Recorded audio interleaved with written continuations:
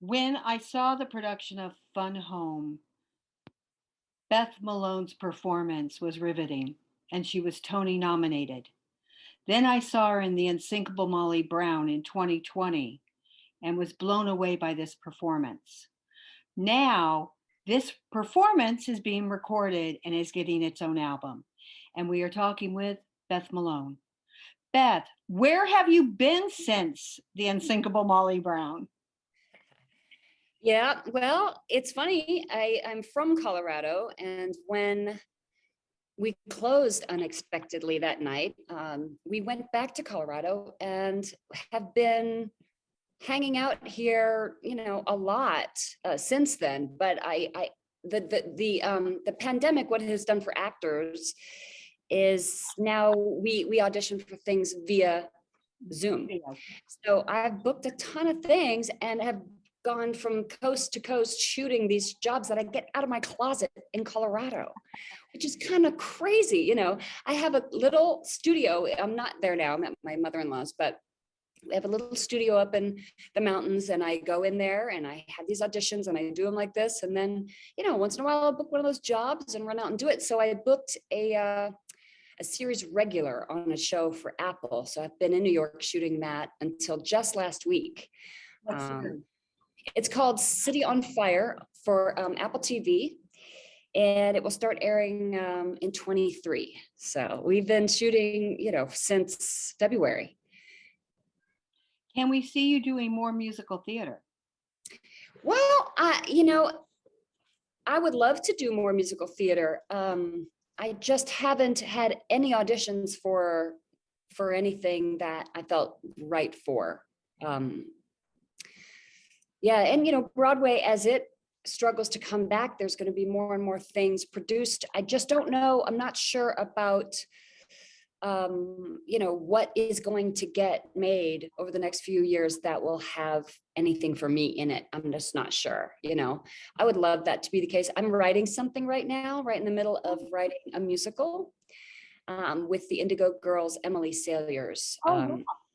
Yes, so I'm writing a lesbian Cyrano adaptation, and it is wonderful, if I have to say so myself. I just think it's lovely and beautiful, and the music is, of course, incredible. And so hopefully the next time you see me on stage, I'll be playing the part that I wrote for myself. Well, the reason I ask this is that the way the theater kind of goes, there's Broadway leading ladies, and like I would put you in with Carmen Cusack right now, people that you think should be performing in shows, and somehow we're not getting you.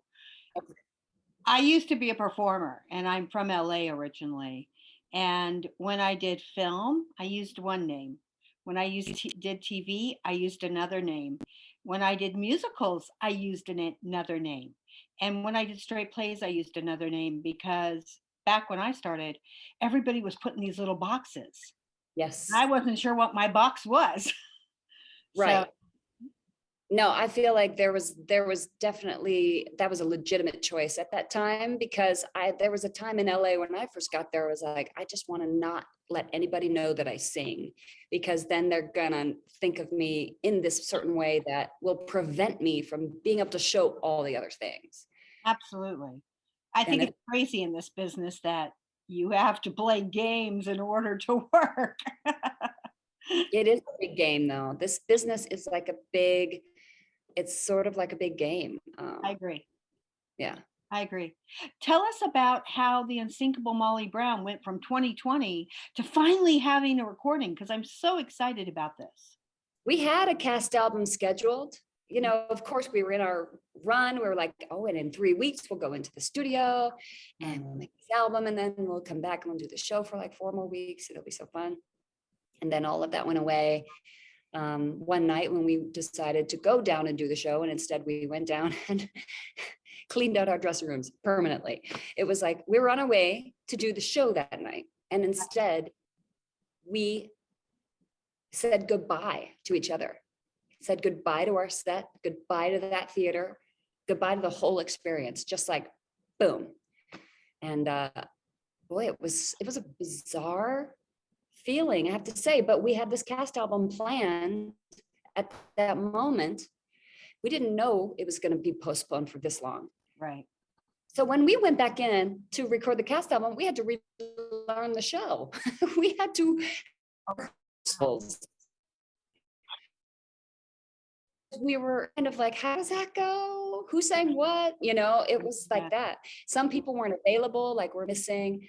Sheena isn't on there. And we had this lovely person step in. I can't remember her name because I only met her one day, but she came in and sang some of the lines and learned the show for that purpose. And it was just like an unusual set of circumstances. And to see each other that day, but not be able to really hug, you know, because we had missed each other for so many months, and we really were like, oh, hi, but we were like this, hey, you know, not so fun. It was like, oh. Is there any way that this production will be filmed so that it's archived? It was shot. It is archived. I don't know where it is. It will probably surface at some point. Probably at Lincoln Center. Maybe, yeah, I don't know. I don't think Lincoln Center shot it. But we did have a camera crew in there one night. Good, because it was such a marvelous production. It was beautiful. I mean, this particular production of it at the Abrams was so cool. I mean, it was just like this beautiful little theater. It was a perfect theater. The theater was actually built the year the Titanic sank. So it was super cool. Yeah. Wow. What was your favorite moment in the show? Oh, my favorite moment. I loved like the cabin scene where JJ reveals that he's gotten me, sorry, that was mine probably, the brass bed and the red dress and the cups with saucers, you know. He has given her all these gifts secretly in his home to maybe get the courage to ask her to marry him at some point. And she comes in there and he's not ready for her and he tries to keep her out. And then she just like comes in and takes her a really long time to figure out what he's trying to say. And when the other shoe drops, is just so delightful. It's such a fun scene to play. And then it gets into Brass Bed and I'll Never Say No to You. Those two songs together are so delightful. And I love that moment. What roles would you like to take on? Well, I mean, I always want to play the men's parts because they're so much better usually. I mean, I would have liked to have been seen for Bobby and Company, this Bobby and this company, but I just get seen. Would have liked to have been, you know, considered for that part. I think it would have been an interesting choice to have somebody who's been sort of gender fluid and also,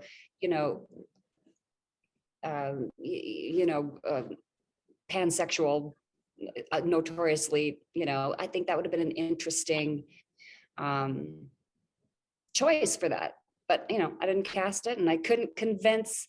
I was trying to get Marianne, because she directed me in Angels in America. I was trying to get Marianne Elliott to see me for, I can't think of the guy's name in the show, but it was a woman initially who sang Another 100 People. Her name is Marta.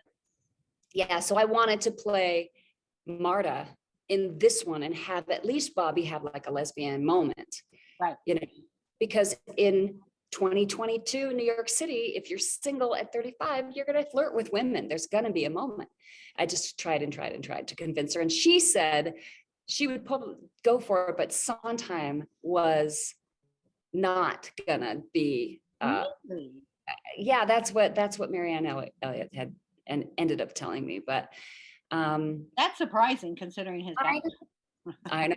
So I was like, oh well, okay. But I just think sorry, I think it would have been tricky because of the voicings of the three. You could drive a person crazy, because if you have no, but I think that would have sounded great.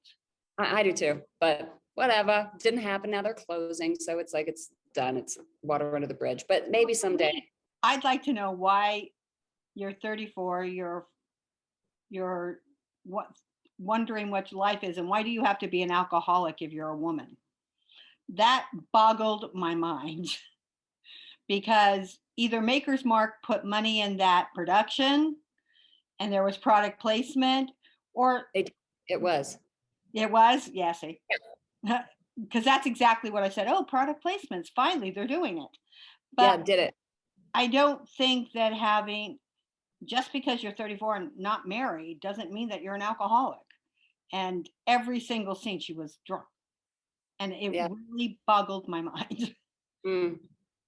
Yeah, that was tricky. There were things that, you disagree with across, any production, but it's just like it's hard when you're trying to make something in this town because everyone's going to have an opinion. But the Maker's Mark thing, I was like, oh, and then they hosted opening night, you Oh, did know. they? I didn't know Yeah, that. they did. They were the host of opening night. So I just thought that's an interesting, I mean, because it's here's to the ladies food lunch. I don't think, I think That like, should be the drunk moment. yeah. Exactly. So I think that's when they were And trying to figure out what these two people have in common, I think. also, I'm a They- firm believer that if you're going to be on Broadway and sing, you should sing. I mean, this non-singing thing is like beyond me, especially when you add songs for a character. I just don't understand this actually. At the time, it's boggling my mind because this wasn't the case. This didn't used to be the case. I mean, you would hire No, people like Katharine Hepburn for Coco or Lauren Bacall, but they were such great actresses that you didn't really care. well, I mean, Katrina Lenk is an incredible actress. There's no doubt about it. She's Oh yeah, incredible. fabulous actress. She's been I, in several things. I'm not sure this was the greatest fit, as I far don't as, think it but I was a think good she fit. grew a lot, and I think that, it was Marianne's vision. Right. That's what company was, Marianne's vision, and I think it was beautifully done. It was really, really beautifully done. But I just wish that I could have, at least been on that list. That's all.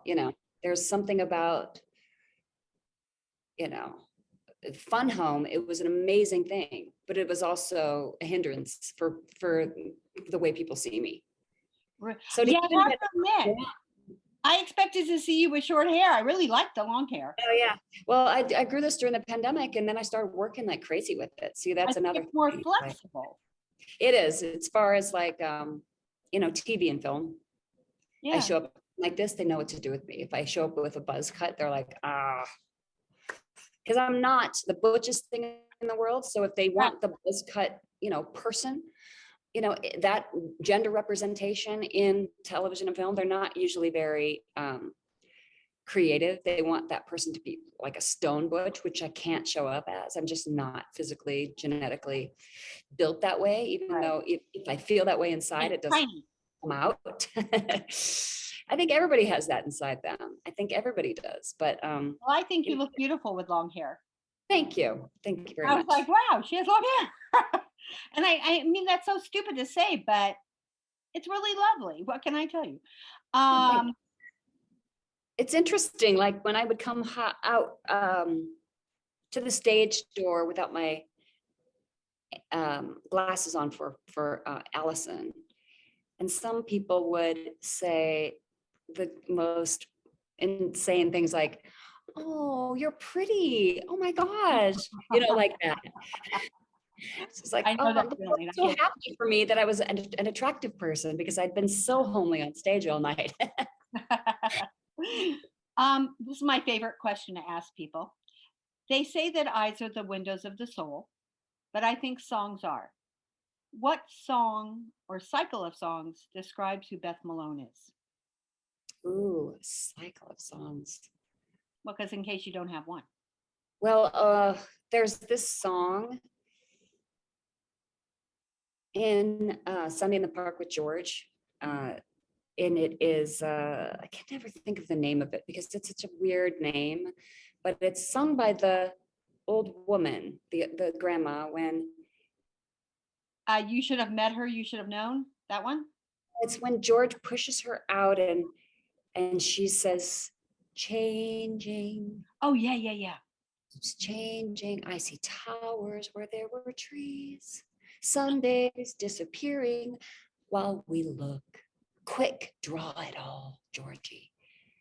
Oh, it's God, he was a genius. I mean, Great. what he could do, like that set of lyrics, first of all, I mean, we could just go off on Sondheim, but what he's after is capture it now. It's all so fleeting. Be here for it. Draw it quick, draw it all, Georgie. And when you're an old woman looking at the view, how I long for the old view. Oh, you don't understand that until you get older, I think. I've loved that song my whole life. But I just think as I got older, I just was like, oh my God, yes, how I long for the old. I think the reason you have to be older is because when you're young, you are the changing one. You are the one changing things. Constant. Things, yeah. And you want things to change. And the world only spins forward, says, Tony Kushner, and he's right. But, it doesn't mean there's something lost in the progress and there's nostalgia. I can get really hung up in that sort of feeling. When does the Unsinkable Molly Brown album come out? It came out today. I think today it drops. So this is why we're doing this press. Oh, yes, cool. You can get the Unsinkable Molly Brown. And I haven't really listened to it yet because I haven't gotten to it yet, but I will. And I'm so happy. I can't believe our little show is like captured for all time, on a CD. I'm excited for that. So many great performances. Can we see you doing any concerts or CDs of your own coming up? I'm doing a couple of concerts upcoming, doing the Seth Rudetsky Provincetown Art Center in September. You'll like that. Yes, I can't wait. That's fun. We always have fun up there. And I love him, and he's such a great guy. And that's about it as far as now. I mean, I just stopped shooting this show, so I'm going to take just a second now I'm directing Hurricane Diane, which is something that Lisa Krone's partner, Madeline George, wrote. It's a Pulitzer Prize nominated. I'm not sure if she won for it, but she was nominated for a Pulitzer for this thing, Hurricane Diane. It's a brilliant play. So I'm directing it here in Colorado because I'd like to bring something great to my hometown here. And that's all I have right now. I'm writing my show. My show will probably get a reading in New York before 2023. Nice. But I'm not sure if anyone's going to get invited to that. So I mean, it's because I don't know if it's ready yet. But we've had feedback is always useful. That's true. I know, but I don't think the general public will get an invite. I think we'll have some, a select, group of maybe producers and things like that, depending on if we feel like it's going well. And last question, what haven't I asked you that you would like our readership to know? Oh, let's see. Here's what I would like our readership to know. My goal in life, my short-term, long-term goal in life is currently to get plastics out of Broadway. I'm trying to get the entire Broadway community across the board to go with paper drinking cartons. They have these great ones. They use them at BAM. If you got to BAM in Brooklyn and see something at the King, you will be drinking your water out of a nice carton, and that is my goal. So I'm holding meetings with anyone who will take them with me of how to make this happen. I would like to eradicate the plastic single-use container from our beloved industry of Broadway, because we should be the ones leading the way in this. I love that.